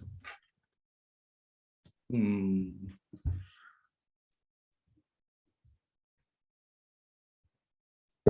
going to give you 1261. Okay. And again? How about that? Not bad. I can't think of anything off the top of my head. How about, since you really like this, I'm part of the history of Istanbul, 1204. 1204. Roll the dice, Craig. I don't like the fact that I was going with Byzantine answers the whole podcast. 1204? All right. Oh, and for Nin? Nitin? Trying to think of a really good one here. And I would say the Komnenian Restoration, 1081 to 1185. And the end of this question is, why would it be the best moment to relive? Thank you, Ege.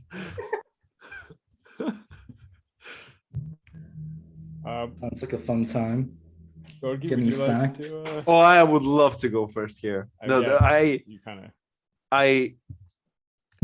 I'm being honest here. Wouldn't wish any other year, even if I had the choice. Thank you. I don't know if this is human nature or male nature, but we like seeing things destroyed. We like seeing things burn and die. And do you know what we like more? There's a really stupid part of the human brain that enjoys seeing things, like knowing that you're the last person to have seen this, that no one after you will see it. Like to be the last person who remembers how the Temple of Artemis looked like, or the Colossus of Rhodes, and let future generations just guess what they look like. There's something cool about that. Also, the sack of Constantinople actually features very, very, very little death. If I'm lucky enough to not get caught in the fires, the The tales about the Crusader violence and rape and murders is completely overblown. Barely any of that happened. They were pretty disciplined and didn't touch the citizens. So I'm safe, I'm alive, and I get to witness one of the most stupid men get taken down. One of the biggest episodes in human history of hubris unravel, and I get to see a clash of civilizations. I get to see Varangian guards fighting with knights, Venetian merchants going from their ships in these huge constructions, taking over the walls, and I get to see the greatest city, or one of the greatest cities in human history, fall for the very first time in a spectacular manner. Who wouldn't want to be there? This was the city no one thought would fall. It was hit again and again and again, and then finally fell, and I'm there to witness it. The destruction of classic Greek sculptures. Georgi finally gets to see his freaking death-filled orgy of massacre. This is, like, I mean, this is a line from what's his name, Saint Augustine of Hippo. He wrote that book, City of God, where he talks about the duality of man, how there's not a place called heaven or hell; it exists both within us. And then he came up with that concept that, how did he say it? That there's something within us that does not rue the deepest folly of our closest kin, which means that sometimes it's fun to watch your friends fuck up. Like, you know, it's you have that nature within you. So yeah, there is that destructive element, and it's like, it's so bad, but yet you can't turn away. You can't turn away. You gotta watch that car crash. God, he just sold your Yeah, stuff right there. Ege, Right. let's hear from yours. All right, so after 16 years of the Great Turkish War, the Great Defeat at Vienna, the Tulip period under Ahmet III flourished in Constantinople. It brought upon a golden age in Ottoman poetry, music for the first time, and in the history of the city under Ottoman rule. You had various social classes intermingling with each other. People were more social.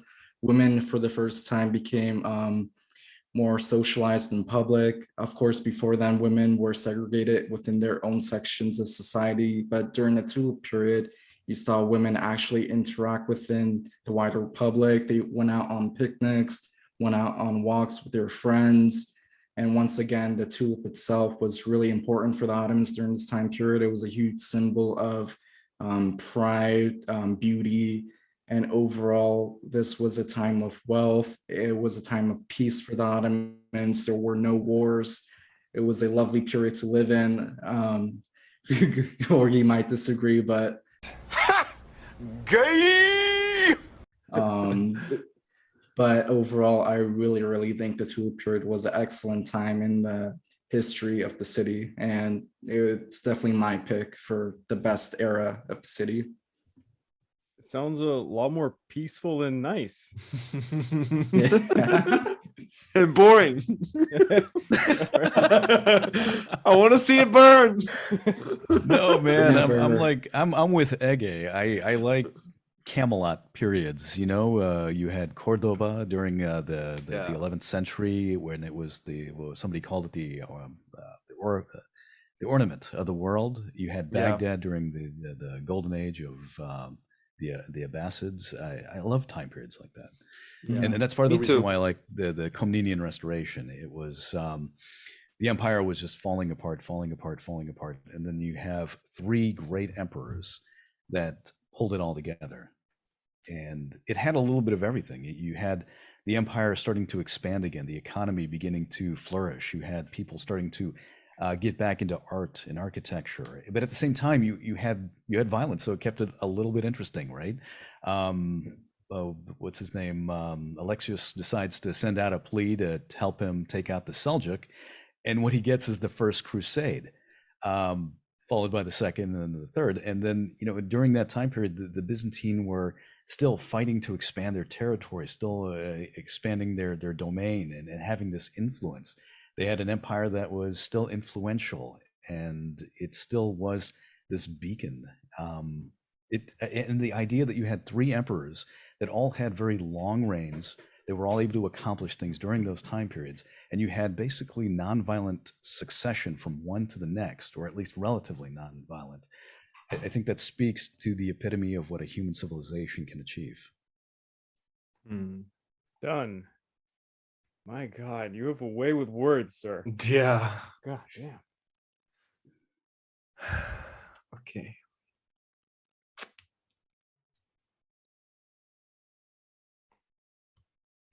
Come on, Gordy. I know what So you're gonna tulip say. period. Yeah. Poor guy's tired. No. It's just so well crafted. So the tulip period, you're describing me an era of the Ottomans. The Ottomans. They're not known for peace. They're known for massive invasions. Get me on that army towards Vienna. Get me on that triumph after a massive battle, whether it be to the east, west, north, whatever you want. I can look at tulips in Holland. I can be peaceful anywhere else. If I'm having a time machine, right, and I'm pressing a button and I choose a period, I mean, I'm not gonna go to the most peaceful period, even though I'm gonna be safe or rich or stroll through the gardens. I mean, I can do that now. No time machine required. Istanbul's a great city. Everyone should visit it. As for the restoration, right? You're talking about a period where slowly but surely maritime republics were taking over all of the trade. They were becoming incredibly corrupt. They were putting local businessmen. What the? Hey, 60 seconds. Huh? That's what it is. No, my punches. And he's out of there. Okay. All right. So if you are a huge Saw fan, you might like to live back in the 1204 years, but in my opinion, it doesn't really sound pleasant getting beheaded, getting your house sacked. I don't know. And going to the Communion Restoration, I feel like Communion Restoration didn't really have that big of an effect in Constantinople.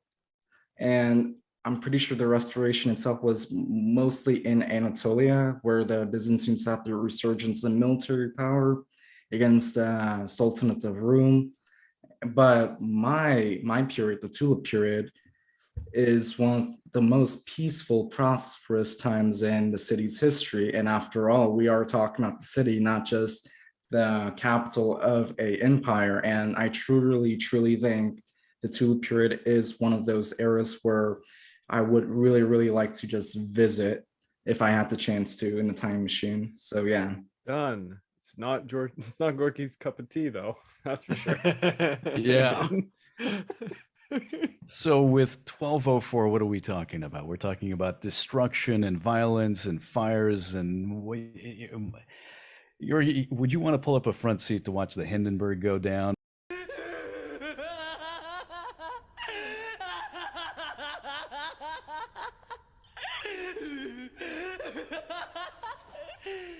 I mean, it's like, I don't know. I don't know if I could to watch something like that just explode all around me. That'd be a hard time period to kind of sit through and watch, especially if you were a citizen of the city and you watching something that you feel pride for go down. And as far as the Tulip period, you got to be kidding me, right? I mean, the Ottomans were known for the offensive. They were known for the attack. Do we have a rose period during the Mongol conquest? No. It doesn't exist, right?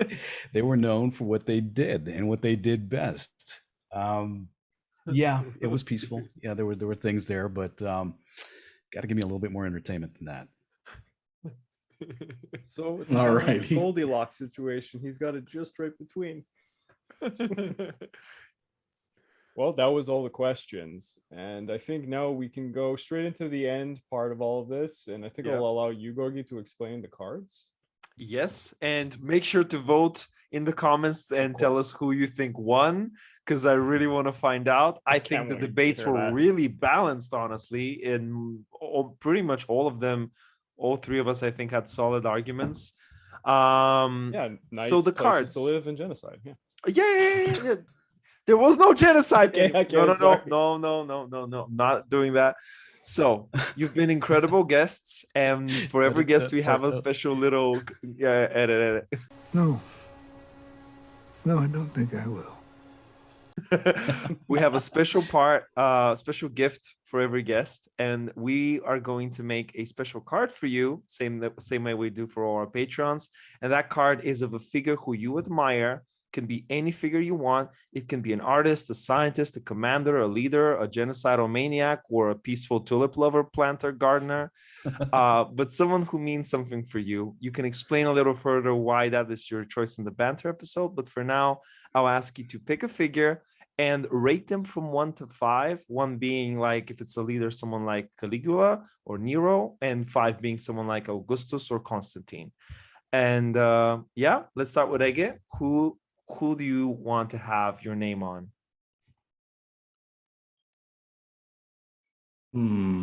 It could be anyone. It can be anyone. Doesn't need to be related with the Ottoman Empire. For example, Hikmah History picked Muhammad Ali because it meant a lot to him. We have other choices, but go with everyone. Anybody. Actually, come back to me last. Okay. Sure enough. Let me think about this. Nathan, you got something off the top of your head? Maybe Cortez? Lincoln. Okay. Abraham Lincoln. Okay. Ooh, The guy had a little bit of everything. He was a military commander in the sense that he was there during the Civil War. He would actually tell his military subordinates, what to do. But at the same time, he was an incredible administrator. He was eloquent, as you can get out. His second inaugural address blows my mind. His Lyceum speech, which, by the way, the Lyceum speech was, if I believe it was held in the old state capital of Springfield, Illinois, where I was naturalized as a U.S. citizen. So that's very poignant to me. The man knew how to not just conduct a war, but he knew how to end a war. And he wanted to extend it. Wasn't we're going to behead people and show them and salt the fields with that kind of thing. He wanted restoration, and that's a very unique thing, I think, in history. Yeah. How would you rate him from 1 to 5, or is this a no-brainer? Yeah. Come on, 5. He's up there. 5. Yeah. I think that they said that after like Jesus and Hitler, like Lincoln's. No, I mean as far as what's been written about somebody. That's a weird party. That's a weird man. man. No, I'm just talking about specifically what people have written about historical figures. Yes. Do you rate him above Washington? Oh, above Washington. That's a good choice between them. Hell no. Oh, by far. I think so. I would rate him above Washington also. I mean, other than being the guy that let go of power and founded the country, Lincoln had a arguably worse situation, I'd say. Tricky one. Again? I don't know if I should just go with a funny one. All right. Go for a funny one. Go with the funny one. Yeah. Let's go with Donald Trump. Why not? No. All right. This has been the Questioning History Podcast. Boom. Oh yeah. We have a rule that our cutoff period is. We said. Oh, thank God. Yeah, that's right. Oh yeah, I forgot. I said 2003. Forgot about that. So 2003. technically. Wait, what's the year? That at one point, 2003. 91. 91, fine. Oh, but the 91. Boris Yeltsin. Come on, man. Boris Let's go with, I don't know. Pop Dole. Jesus. That is so random. All right. Yeah, I know. You know what? Mm-hmm. Let's just go with some Ottoman dude. I don't know. Some Ottoman dude. Yeah. Do you want me to get you 10? We'll do this in the banter episode, but I can get you 10 cool Ottoman dudes, and we'll spin the wheel. Spin the wheel. Ooh. All right. We'll spin the wheel and put your name on whoever lands. We'll see. You actually help me with that later. So, yeah, you're down for that? Hey, just hit me up whenever. I got you. Damn it. We should have done that with the American presidents. Yeah, you actually did a good one with that. Maybe put top 5 American presidents in like a rumble. Oh, not top 5. I was going to put bad ones. Jackson. Oh, okay. Jackson. All right. Who's the guy who died in 6 days or something? Garfield? Was it? Or Taft no, it's died Garfield or Harrison. One of the Taft two. died in his bathtub or something. Yeah, or Hudson, Teddy. There's some good ones. There's some good ones. There's some bad ones. Yeah. All right. Well, this has been fun. Wait, am I? Wait, let me quickly pick my dude. So Okay, he's got one. He's got one. No, Okay, all right. okay. No, I just thought of one right now. Go. So recently, I've been reading a book about late Ottoman history. Oops. Okay. And it talks about like the Tanzimat era, and it just covers like the last like 100 years of the Ottoman Empire. And during my read, I learned a lot about Mustafa Rashid Pasha, and he's basically the architect of the Tanzimat era, and he's basically the person that like started the westernization of the Ottoman Empire. And he was a great politician. He was the ambassador to Great Britain. He was really influential in the many capitals of Europe, and just learning about him in general has been just a treat to read about. And off the top of my head right now, I can't really remember much about the specifics he did reform wise, but yeah, he's just one of those really forgotten figures in Ottoman and Turkish history as a whole. And yeah, if you don't know about him, just search him up, I guess. I will definitely be making definitely a video will. about I will definitely be making a video about him in the future. So yeah. Fantastic. The way we do Nice. this, we're going to have a patron exclusive episode and discuss all the guest picks and all the patron picks and decide exactly how they rank up. So we'll look him up. We'll discuss it amongst ourselves and see what star he has. Maybe we'll decide to put Lincoln on a 2. Not personally, I'll give him like a 3.5. A 3.5. Okay, Yeah, that's a maybe good 4. something for us to see. Base it on, yeah. Well, all right. Anything you guys can plug? Now's your chance. Anything you want to shout out? Why should they? All I can say is if you guys haven't heard of the Reconquista, that's the focus of what I'm doing right now. I kind of stumbled into it, and it turned out to be just an absolutely fascinating period. Yeah, I enjoy learning at university. Ottoman History Hub. If you want to just go check out museums with me, I'm just doing tour videos at the moment of various landmarks in Istanbul on my YouTube channel. And other than that, I have a few more videos about just basic topics about Ottoman history in the near future. And I will also be covering late Ottoman history on the channel pretty soon. So just go check out my channel for that if you are interested. And yeah, go check out Ottoman History Hub. Awesome. This has Nice. been Questioning History. Thank you both for being on the show. Till next time. Thanks for having us. All right. Thank you so much. See you in the banter, guys.